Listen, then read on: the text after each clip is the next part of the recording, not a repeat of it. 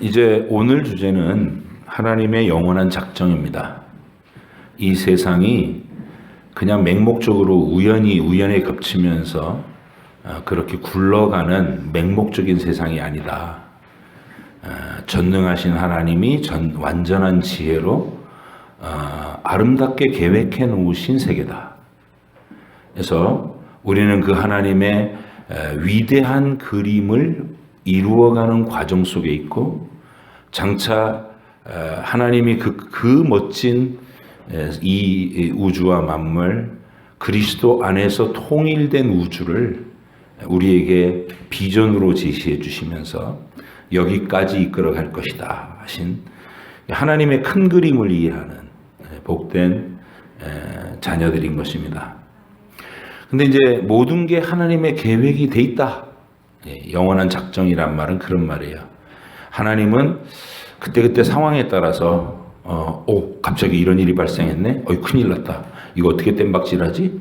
이러시는 분이 아니라는 거예요. 그거는 인간 기술자도 초보들은 다 그렇게 해요. 일을 해보다가 자기가 생각하지도 못한 상황이 훅 닥쳤어요. 그러면 아이고 큰일 났다. 이거 어떻게 했지? 막 땜박질하고. 또 일이 팍 발생하면 또 땜박질하고. 그러면 뭐가 될까요? 이 그림이 누더기가 되는 거예요. 아름다운 그림 그렇게 되지 않습니다. 예술가가 큰 화폭에다가 그림을 그리면 그림 첫 붓을 이렇게 획을 긋기 전에 그 캔버스 앞에 서기 전에 먼저 마음속의 그림이 이렇게 있는 거예요. 그 그림을 일목요연하게 이제 표현해 가시는 겁니다. 우리가 여러분 인터넷에서 그런 유튜브 그 동영상이 많이 있어요. 미술가들이 그림을 완성해가는 과정을 쫙 찍어놓은 거. 그래서 모래로도 하고 물감으로도 하고 막 그러는데, 처음에 그 사람들이 뭘 그리는 줄 몰라요. 슥슥슥슥 뭔가 이렇게 선을 긋고 이렇게 그렇게 하는데, 한참 들여다보고 있으면 어느새 거기에 형태가 갖춰지고 모양이 특이한 모양들이 세세하게 갖춰지고, 그리고 명암이 색깔이 입혀지고, 그래서 생각지도 못했던 찬란한 그림이 한 폭이 쫙 펼쳐질 때 우와 이런 탄성이 나오는 것이죠. 하나님이 지으신 우주와 만물이 그렇게 된다는 거예요. 이미 영원전에 하나님의 마음속에 그 큰 그림이 있었다. 하나님의 영원하신 작정이다. 이렇게 얘기하는 거예요. 그런데 악한 사탄이 부패된 인간의 마음속에 어떤 생각을, 이게 논리라는 걸 사용해 가지고 자기들의 논리를 가지고 하나님의 위대하심을 깎아내리고 싶은, 사탄이 주입하는 생각 중에 이런 생각이 있어요. 미리 다 결정했다고? 다 작정을 해놨다고? 그러면 우리는 꼭두각시네? 실로 연결은 안 돼 있지만 신이 정해놓은 뜻대로 이렇게 움직이면서 내 의지는 상관없는 멍텅구리라도 괜찮고 바보라도 괜찮고 넋을 놓고 살아도 되겠네? 어차피 내가 아무리 노력해도 결정된 대로 갈 거라면 내가 노력해서 뭐하나? 이런 논리를 세워요. 이게 부패된 이성의 하나님 앞에서 하는 짓입니다. 부패된 이성이, 마귀를 닮은 이성이. 그래서 그런 논리에 대해서 성경이 뭐라고 답하나 하는 거예요. 그래서 영원한 작정을 갖고 계셨다. 하나님이 미리 마음속에 전체 그림을 다 가지고 계셨다. 미리 정하셨다. 예정, 하나님의 영원한 작정, 이런 얘기를 하면 성경이 얘기할 때 우리가 생각하는 대로 이미 다 결정돼 있으니 나는 할 게 없다. 신의 뜻대로 될지어다. 인샬라. 이게 이제 이슬람적 세계관이 그런 세계관이에요. 숙명론. 우린 그걸 숙명론이라고 불러요. 신이 다 결정했기 때문에 우리의 노력은 아무 의미가 없다. 그냥 신의 뜻대로 인샬라. 그리고 물에 사람이 막 빠졌는데도 이렇게 쳐다보면서 인샬라. 그리고 끝나요. 신이 살리기로 결정됐으면 살 것이고 신이 죽이기로 결정했으면 죽을 것이다. 나는 여기서 할 일이 없는 거야. 인샬라. 이거는 성경이 가르치는 하나님의 작정이 아닙니다. 숙명론이라 불러요. 그러면 저와 여러분이 성경에서 말하는 하나님이 미리 정하셨다. 모든 계획이 하나님 안에 있고 그 마지막 결론은 어마어마하게 아름다운 그림이 완성될 것이다. 우주와 만물이 하나님이 영원전부터 품고 계셨던 위대한 작품으로서의 모습이 드러날 것이다. 지금은 그 과정 중에 있다. 이거를 믿는 믿음. 이게 우리 믿음이에요. 그때 하나님이 모든 걸 결정하셨고 미리 작정하셨다는 얘기에서 기독교 세계 성경이 가르치는 것의 가장 중요한 포인트는 뭐냐면 하나님이 미리 정하셨지만 피조물의 자유의지를 침해하지 않으신다. 우리의 노력과 우리의 의도와 우리의 결심과 우리가 선택이 결코 무의미하지 않다. 최선을 다해서 내가 한 노력에 대해서 하나님이 칭찬하실 이유가 충분히 있는 피조물의 자유로운 선택이 전혀 하나님의 영원한 작정에 의해서 제한되거나 방해받지 않는다는 거예요. 그러면서도 하나님이 의도하신 그 마지막 그림, 그 풍성한 그림으로 세상이 완성될 것이다. 이걸 믿는 거예요. 구체적인 예로 들면 아까 물에 빠져 죽은 얘기, 이건 자주 얘기했죠. 숙명론에 빠진 사람, 인간의 이성의 논리대로만 가는 사람. 보세요. 이성의 논리는 그거예요. 흑백 논리. 미리 정해져 있으면 우리가 노력을 할 필요가 있어요, 없어요? 인간의 논리에서. 없어요. 인샬라. 살리기로 결정됐으면 살 거고, 죽이기로 결정했으면 죽을 거고, 나는 할 일이 없고 인샬라. 근데 기독교인은 뭐라고 생각한다고요? 하나님이 지금 내 눈앞에 이 상황을 펼치신 것은 물에 좀 사람들이 빠지고 있어요. 그러면 지금 내가 제일 가까운 자리에 목격자로 있어. 그러면 누구한테 액션을 요구하시는 거예요? 나한테. 이게 크리스찬의 시민의식이에요. 이게 크리스찬의 세계관이고 크리스찬의 운명관인 거예요. 가만히 있어도 되는 게 아니라 움직이지 않으면 내게 화가 있는 거예요. 왜? 나에게 명하시는 거니까. 지금 이 상황을 펼치는 것은 지금 내가 길을 가는데 저쪽에서 숯불 속에서 신음소리가 사람 죽어가는 소리가 들려. 가서 봤더니 강도를 만나고 피투성이로 쓰러져 있어. 그럼 어떻게 해야 돼요? 아이쿠, 나는 지금 가서 제사를 드려야 되는데 접촉에다가 피라도 묻으면 부정을 입어서 제사도 못 드리게 되고 하나님께 예배하는 거 못 드리게 되니까 하나님의 영광이 우선이야. 그리고 제사장을 휘까버리고 레위인들도 그런 핑계를 대면서 휘까버리고 사마리아 사람만이 올바른 하나님의 세계관으로 접근했어요. 지금 내 눈앞에 강도 맞아서 숨이 넘어가는 이 사람을 나오도록 생명을 살려내고 보호하라는 것이 하나님의 명령이구나. 이렇게 받아들이고 그 일을 적극적으로 하는 세계관 가치관이 형성되어 있는 사람. 천국은 그런 사람을 칭찬하신다 그 말이에요. 네. 인샬라가 아니고 적극적으로 행동하는 인물. 네. 그래서 우리는 영원한 하나님의 작정이라는 것을 숙명론으로 받아들이지 않는다. 이미 정해져 있으니까 할 일이 없다로 받아들이지 않고 피조물의 자유를 침해하지 않는 하나님의 방법, 그것을 우리가 인정하는 것이다. 자, 이게 개요입니다. 그래서 첫 번째 문단을 한번 읽어보도록 할게요. 1번 7페이지 3장 하나님의 영원한 작정의 1번을 함께 읽겠습니다. 시작. 하나님께서는 장차 있을 모든 일을 영원한 때부터 그 자신이 뜻하신 바 가장 지혜롭고 거룩하신 계획에 의하여 자유롭게 그리고 변치 않게 결정해 놓으셨다. 그러나 하나님은 죄의 조성자도 아니시며 피조물들의 의지를 침해하시는 이도 아니시다. 도리어 제2 원인들의 자유나 우발성을 제거시키지 않고 오히려 확립하시는 분이시다. 조금 전문적인 용어가 섞여 있어 어렵게 느껴질지 몰라도 간단하게 얘기하면 이런 거예요. 하나님이 계획하셨지만 악의 조성자는 아니시다. 악은 피조물의 책임인 거예요.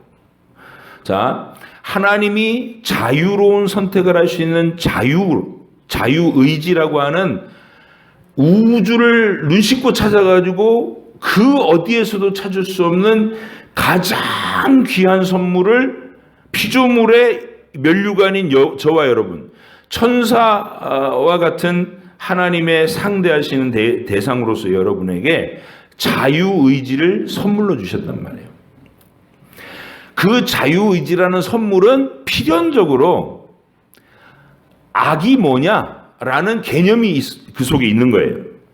자유로운 선택이라는 말은 네가 즐겁게 순종하면 선한 것이고 배반하여 거역하면 악한 것이다. 이 개념이 있는 거예요. 그래서 아담에게 어느 쪽을 선택할 것이냐. 그래서 자유로운 선택으로 아담이 하나님의 뜻을 저버리는 쪽으로 선택을 해버렸어요. 그래서 우리도 다 그 부패 속으로 같이 섞여 들어가서 지금 우린 죄 아래서 신음하는 세상에서 이제는 하나님이 또 그렇게 망가진 세상을 어떻게 고쳐나가시고 어떻게 구출해 나가실 것인가에 하는 구원에 대한 위대한 이야기를 또 전개하고 있다는 것이죠. 근데 어쨌든 하나님은 악을 일부러 이렇게 악한 놈들을 만들어가지고 선한 존재들하고 싸우게 해야지, 그리고 하나님이 악도 만들고 선도 만들어서 서로 대립하게 만드신 것이 아니다. 하나님은 선하고 아름답고 완전하고 능력 있는 영화로운 존재를 창조하셨고 자유를 선물로 주셨다. 그런데 그 자유로운 선택의 결과로 해서 가장 존귀했던 천사 하나가 교만을 품으면서 하나님을 거절하는 쪽으로 자유를 쓰는 선택을 내려서 이 피조 세계에 악이 드디어 현실로 출현하게 됐다. 누구 책임이에요? 하나님이 악하게 되라고 일부러 정하셔가지고 그쪽으로 몰아가셨어요? 아니죠. 선물을 주셨어요. 자유라는 선물을. 근데 그 자유라는 선물을, 그럼 이제 꼭 조금 이렇게 생각하는 능력이 떨어지는 분들이 우리 안에는 없어요. 그런 사람. 저 바깥에 분들이 뭐라고 꼭 생각하냐면, 아니 하나님이 죄를 안 짓게 만들었으면 되는 거 아니야? 꼭 쉽게 이렇게 얘기해요. 그건 얼마나 바보 같은 생각이냐면요. 가장 완전한 사과. 그럼 이 사과가 어떤 사과가 가장 완전한 사과일까요? 하나님이 만드신 사과가 가장 아름답죠. 근데 이 사과가요, 이렇게 뚝뚝 잘라가지고 자르면 바로 이제 색깔이 변해가기 시작해요. 사과가 냉장고에 넣죠. 근데 냉장고에 안 넣고 밖에다 꺼내놓은 채 하루 한 일주일 잊어버렸어. 어떻게 돼요? 안 경험해 보셨어요? 그런 거? 자, 냉장고에 넣는 거 잊어버리고 일주일이 지났어. 어이구, 이거 큰일 났네. 이러면서 보니까 어떤 일이 생겨요? 예, 물로 터져갖고 막 흐물흐물해져갖고 부패돼 있죠? 으악! 이렇게 된 거예요. 으악! 그런데 그렇게 썩을 수 있는 사과여야 완전한 사과라고. 한번 그런 걸 보고 나서, 야, 이거 잘라가지고 이렇게 놓으면 썩으니까 이거 안 되겠다. 절대로 못 썩게 만들어야지. 그렇게 실제로 음식 식품에다가 그렇게 하는 일이 있죠. 뭘 넣어요? 방부제를 넣어요. 여러분, 밀가루를 좋은 밀가루라고, 고급 밀가루, 그러니까 세상에서 제일 좋은 밀가루라고 이제 사왔어요. 반죽을 했어. 세상에서 제일 좋은 밀가루. 반죽을 했어. 반죽을 해가지고 또 조금 숙성시켜야지 그러고 넣었는데 잊어먹었어. 일주일 뒤에 봤더니 어떻게 돼 있어야지 돼요? 곰팡이, 시퍼런 곰팡이. 그 곰팡이도 끔찍스럽게 생겼잖아요. 으악! 이렇게 된다고. 으악! 근데 한 달이나 지나서 발견했는데 여전히 탱글탱글 반죽이 그래. 그런 거 있어요, 없어요? 있어요. 그러면 거기다 뭔 짓을 한 거야, 인간들이? 방부제를 들이는 거예요. 그럼 그걸 좋은 음식, 완전한 밀가루라고 얘기해 우리가? 큰일 나는 거죠. 그게 악한 밀가루예요. 그 자체가 썩지 않도록 강제해버린 밀가루는 악한 밀가루라고. 가장 좋은 하나님의 완전한 선물로 주신 음식 재료는 신선할 때 바로 요리해갖고 바로 먹지 않으면 썩을 가능성이 열려있는, 그게 가장 완전한 식품인 것처럼 피조물 세계에서 자유의지라는 건 그런 거예요. 거절할 수 있도록 길이 악해질 수 있도록 강제로 막아진 게 아니라 그 선택이 우리에게 있는, 그럼 그 선택의 책임은 누구한테 있는 거예요? 하나님한테 있어요? 선물을 주신 하나님한테 책임이 있는 게 아니라 스스로 악한 쪽으로 선택을 내린 피조물에게 책임이 있는 거죠. 이게 성경이 가르치는 하나님의 영원하신 작정이에요. 이 세상 어디에서도 인간들이 생각해내지 못하는 가장 완전한 세계관, 그게 성경이 우리에게 가르쳐주는 귀한 세계관이라는 거예요. 여러분이 이런 얘기를 학교 친구들한테 가서 해줄 수 있어야 돼요.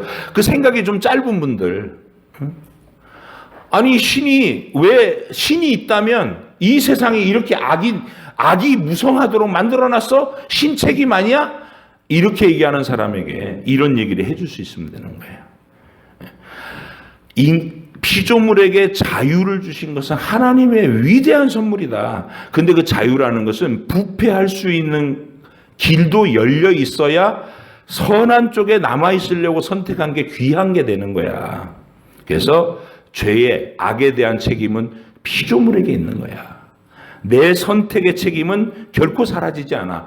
하나님이 작정해놨어도 내 선택에 대한 책임은 결코 사라지지 않아 라고 확실히 얘기해 줄 수 있는 진리의 사람들, 여러분이 되시기 바랍니다.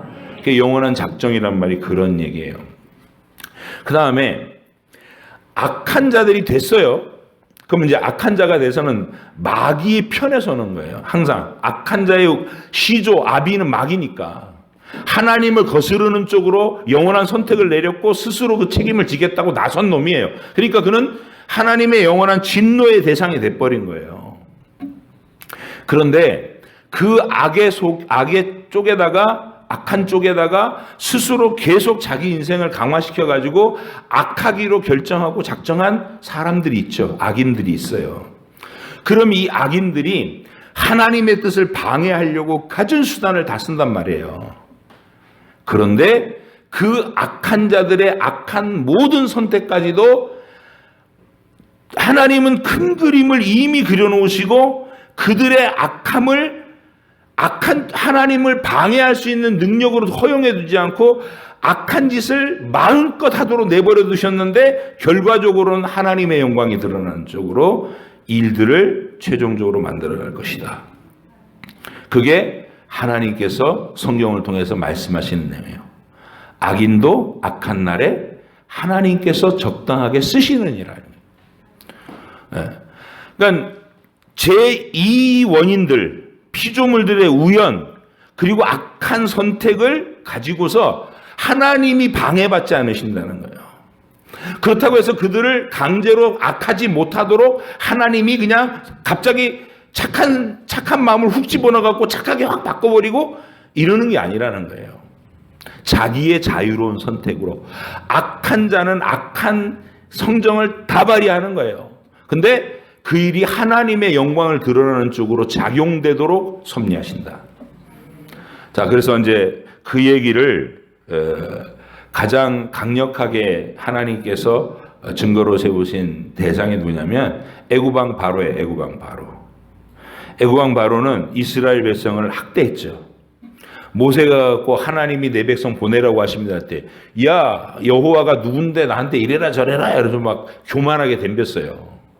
그러니까 이제 하나님이 그 악한 바로를 자기의 악한 모습을 다 드러내게 하신 다음에 하나님이 그런 대적하는 자에게 진노를 쏟으시는 것으로 하나님의 영광을 드러내시는 거예요. 하나님은 악에게 위축당하시는 분도 아니고 악이 만연된데도 속수무책이 되는 무능력한 분도 아니고 하나님을 대적하는 악에 대해서 하나님은 10가지의 재앙으로 심판하실 수 있는 능력의 하나님이다.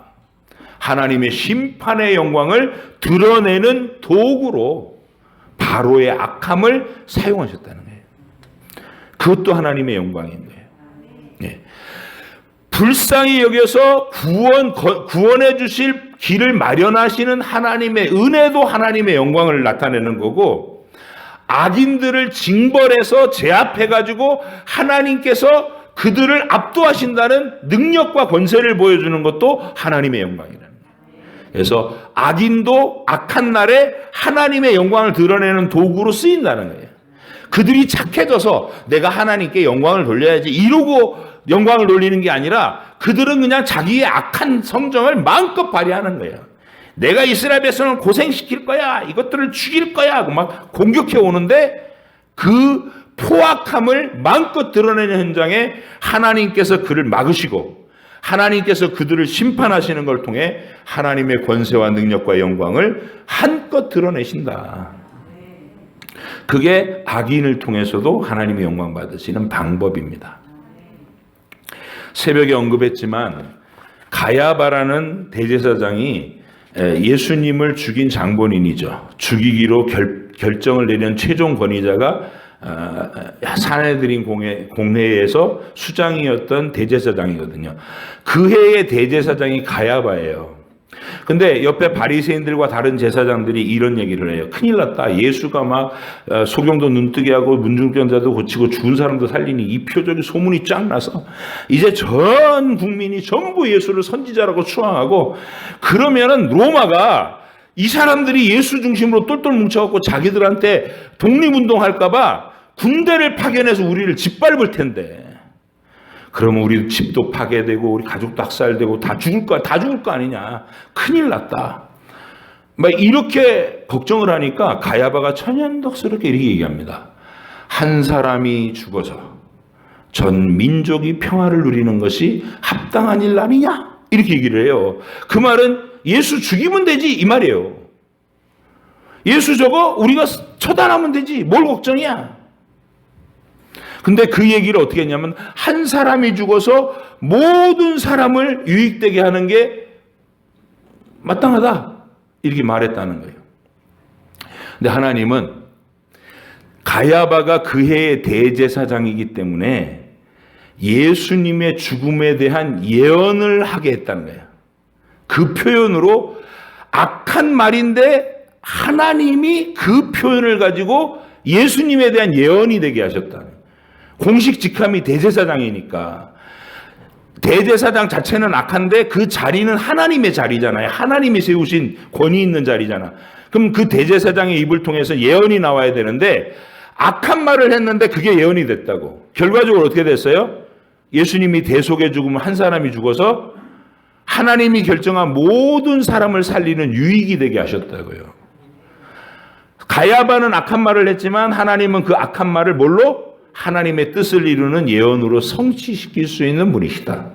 이런 방식으로 침해받지 않으신다는 거예요. 피조물의 자유를 제한하지도 않으시면서 하나님이 위축되거나 방해를 받으시지도 않는다.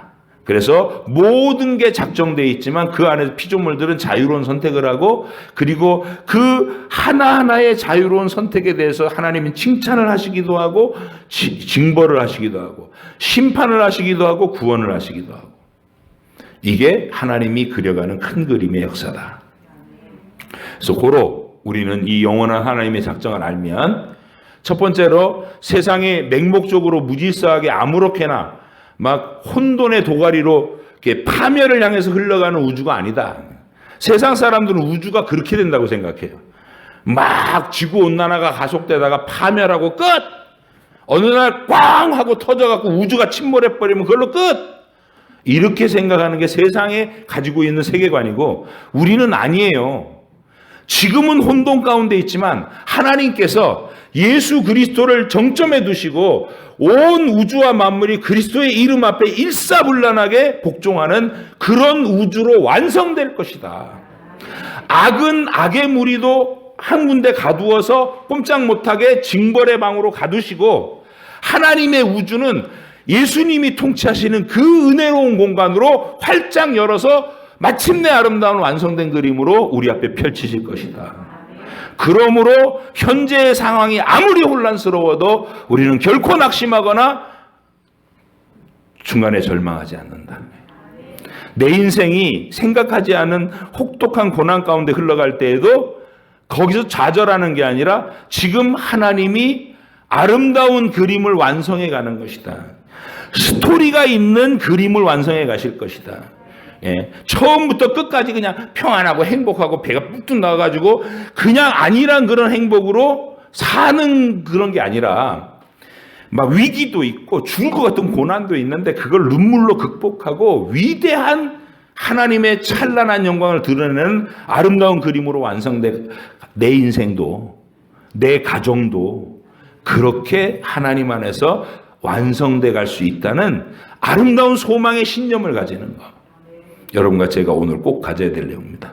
그게 영원한 작정이라는 말에서 우리가 간직해야 될 진리의 내용인 줄 압니다. 하나님이 눈물겨운 현실을 맡기셨다면 손해나는 게 아니에요. 여러분 자신을 멋지게 빚어가고 계시는 과정 속에 있다는 걸 믿고 결국은 하나님의 영광이 되는 아름다운 그림으로 내 인생도 우주와 만물도 완성될 것이다라는 고백으로 힘있게 살아내시기를 제 이름으로 축복합니다. 기도하겠습니다. 하나님 감사합니다.